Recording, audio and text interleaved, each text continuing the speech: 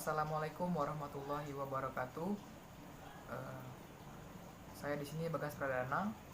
Saya dari perwakilan kelompok sebagai moderator. Yang beranggotakan itu adalah saya sendiri Bagas Pradana dengan NIM 54, Putih Aulia Dewi dengan NIM 70, Citra Dinda dengan NIM 78. Nah, kelompok kami di sini akan membahas tentang Health Psychology and Behavioral Medicine. Sebelum kita membahas lebih jauh dari sini, kita mau melihat sejarah dan perspektifnya dahulu. Nah, di sini kita bisa lihat pada sejarahnya psikologi kesehatan yang menggabungkan peran-peran baru ini telah ditawarkan oleh Brandon dan Weiss pada tahun 2010, yang menyatakan bahwa psikologi kesehatan itu mencakup kontribusi psikologi untuk peningkatan kesehatan, pencegahan, dan pengobatan penyakit. Identifikasi kesehatan juga termasuk.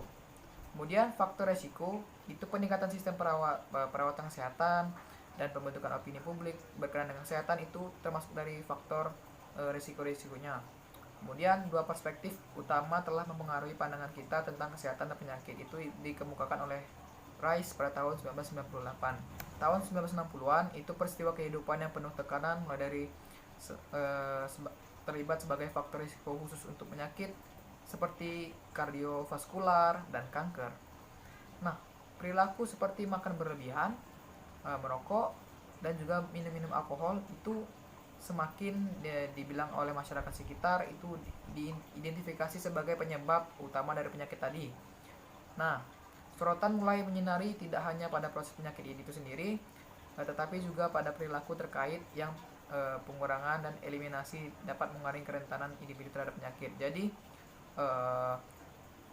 jika kalian tidak melakukan makan berlebihan tadi, merokok dan minum-minum alkohol, itu bisa bisa pada saat itu bisa dibilang untuk cara pengurangan kerentanan individu terhadap penyakit tersebut tadi.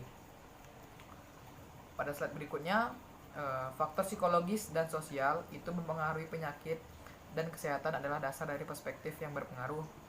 Itu juga yang dikenal sebagai mode biopsikososial. Itu dikemukakan oleh Engel pada tahun 1977. Nah, dalam banyak hal, model ini dapat dilihat sebagai integrasi dari perspektif biomedis dan psikososial.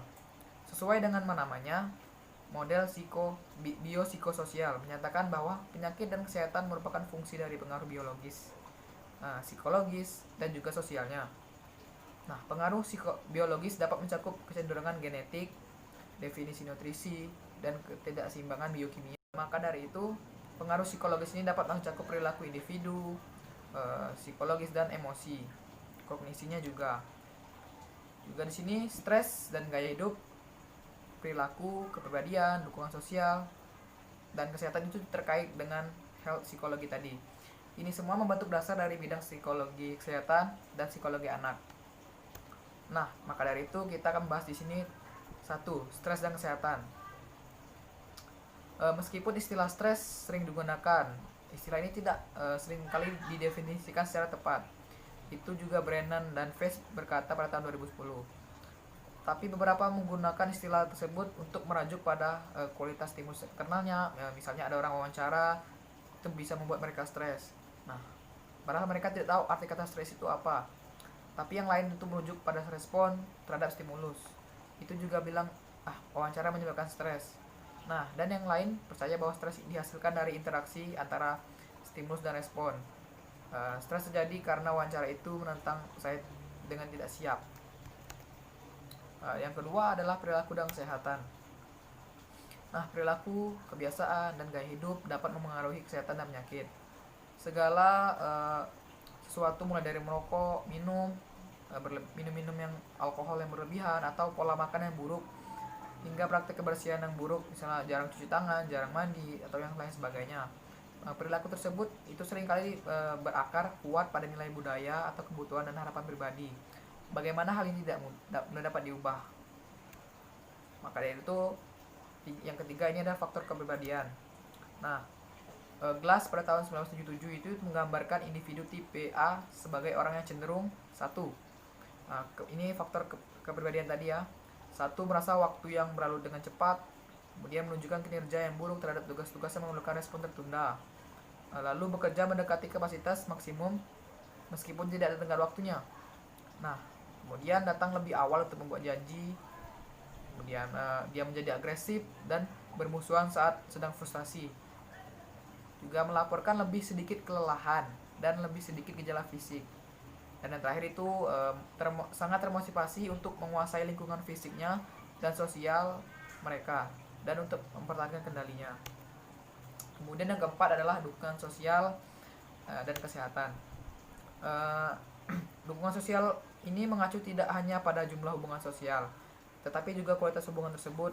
Misalnya, dapatkah Anda curhat kepada teman, orang tua, anggota keluarga. Nah, mereka tadi itu adalah orang yang melindungi kita saat kita sedang menghadapi stres. Mereka juga bisa bikin mengurangi kerentanan kita terhadap penyakit karena mereka telah menenangkan kita dengan kata-katanya atau dukungan mereka, yang itulah disebut dengan dukungan sosial. Dukungan sosial juga bisa dibilang banyaklah bentuk-bentuknya, tapi ini ada salah satunya. Nah, kemudian yang kelima adalah tentang aplikasi. Sebenarnya tentang aplikasi ini luas sekali penjelasannya, tetapi di dalam buku ini sangat maksud saya penjelasan di masalah ini berada di luar cakupan bab ini. Maka dari itu, daftar parsial yang diambil dari akun terbaru akan mencakup berikut ini. Itu misalnya merokok, penyalahgunaan alkohol, obesitas, kemudian TPA, dan lain-lain.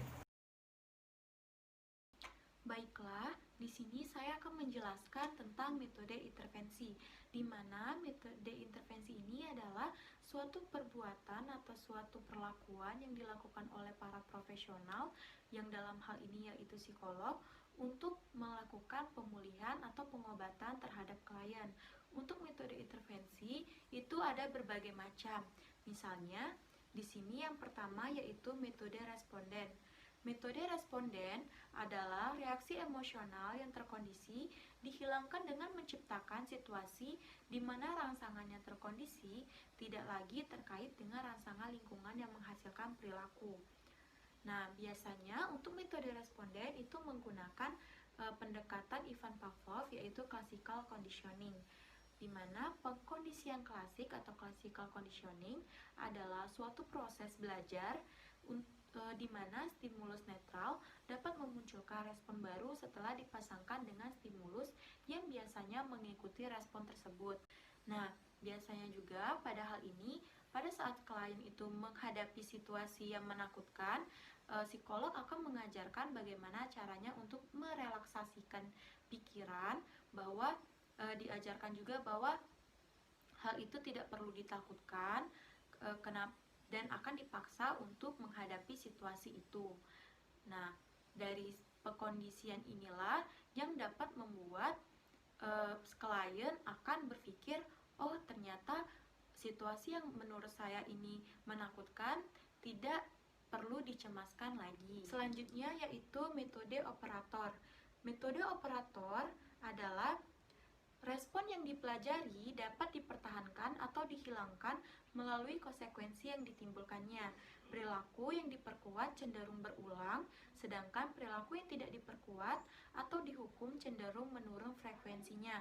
Pengkondisian operan dapat digunakan dalam psikologi kesehatan dan kedokteran perilaku, baik untuk meningkatkan perilaku yang dikatakan mengarah pada kesehatan atau untuk menurunkan perilaku yang dikatakan berkontribusi pada masalah kesehatan.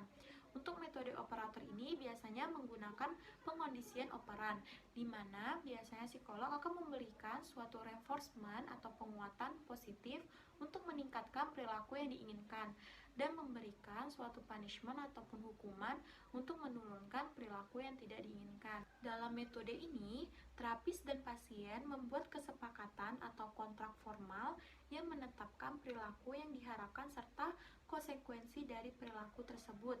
Misalnya, pasien dapat diperkuat untuk lebih berpartisipasi dalam terapi fisik, minum obat, atau mengurangi jumlah keluhan somatik. Penguatan dapat berupa token yang dapat ditukar dengan sesuatu yang berharga bagi pasien, seperti untuk memberikan stimulus ataupun hadiah untuk agar pasien itu lebih termotivasi untuk melakukan suatu pengobatan. Metode perilaku kognitif, di mana metode perilaku kognitif yaitu psikolog kesehatan menggunakan berbagai teknik perilaku kognitif. Teknik ini dapat digunakan sendiri atau bersamaan dengan strategi lain, seperti relaksasi ataupun biofeedback.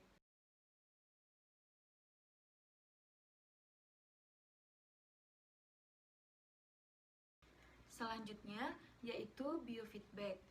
Dalam kondisi tertentu, pasien dapat belajar memodifikasi atau mengontrol proses fisiologis, seperti detak jantung, tekanan darah, dan gelombang otak. Biofeedback mencakup beragam prosedur.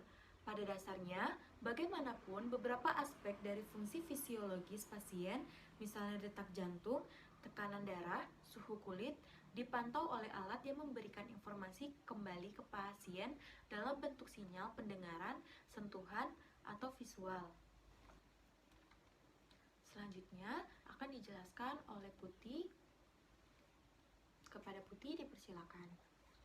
Selanjutnya mengenai pencegahan masalah kesehatan. Ada 3 upaya dalam mencegah masalah kesehatan, yaitu pertama mengenai merokok. Upaya untuk mencegahnya dengan presentasi rekaman video. Selanjutnya dengan modul teman sebaya, kelompok diskusi, pemantauan merokok, serta pemeriksaan berulang kali mengenai sikap dan perilaku dalam merokok.